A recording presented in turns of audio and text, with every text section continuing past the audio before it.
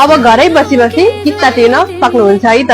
यदि हजुरहरूले Samsung mobile किस्तामा खरिद गर्नु भएको छ भने र त्यो किस्ता कसरी तिर्ने भनेर सोचिराख्नु भएको छ भने हजुरहरूले मोबाइलबाट सजिलैसँग ई सेवाबाट किस्ता तिर्न सक्नुहुन्छ। मैले देखाइएको प्रोसेस हजुरले फलो गर्न सक्नुहुन्छ र तिर्न सक्नुहुन्छ है त। सबैभन्दा पहिला आफ्नो ई सेवामा जानुहोस् र थोरै स्क्रल गरिसकेपछि लोन एन्ड इन्भेस्टमेन्टको अप्सन देख्न सक्नुहुन्छ र त्यसमा पनि हजुरले इएमआई को अप्सनमा क्लिक गर्नुपर्ने हुन्छ।